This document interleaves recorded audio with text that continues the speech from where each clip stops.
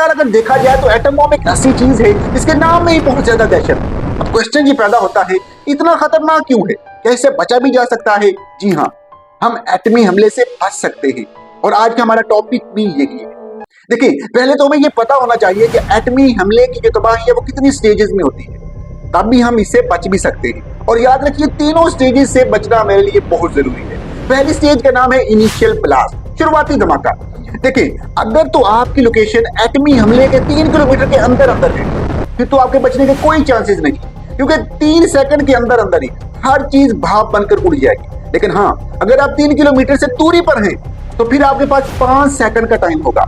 इस 5 सेकंड के अंदर अंदर या तो आप अपने आप को किसी मोटी दीवार के पीछे छुपा लें या किसी अंडरग्राउंड जगह में चले जाएं।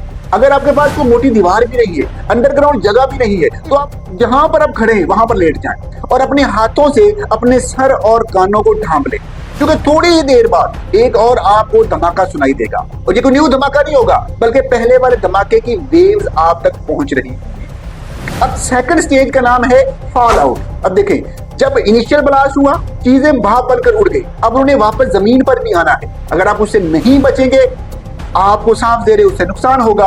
अब अगर तो आप अभी तक किसी अंडरग्राउंड जगह पर नहीं गए, अब आपके लिए लाजमी है कि आप किसी अंडरग्राउंड जगह पर चले जाएं। अगर आपके पास अंडरग्राउंड जगह नहीं है तो आप शॉपिंग मॉल में भी जा सकते हैं, अंडरग्राउंड मेट्रो स्टेशन भी होते हैं, आप वहां पर भी जा सकते हैं। अब इसके बाद तीसरी स्टेज का नाम है रेडिएशन वेव। अगर तो आप फॉल आउट से बच निकलेंगे और आप किसी अंडरग्राउंड जगह पर भी पहुंच चुके हैं, तो आपने फर्स्ट ऑफ ऑल जो काम करना है, अपने कपड़े उतार देने, क्योंकि जो रेडिएशन है वो आपके कपड़ों के साथ चिपक गई।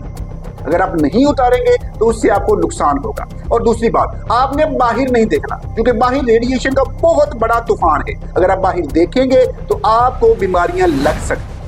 इसके बाद आपने कोशिश करनी है कि रेडियो आपके पास रहे, क्योंकि रेडियो ही वो चीज है, बाकी सब कुछ तबाह हो सकता है लेकिन रेडियो के सिग्नल नहीं तबाह, वो बंद नहीं होंगे। तो आपको रेडियो से ही पता चलेगा कि बाकी इलाकों में क्या कुछ हो रहा है, और रेडियो ही वो चीज है जो आपको बताएगा कि इमदादी टीमें कब तक आप तक पहुंच रही है।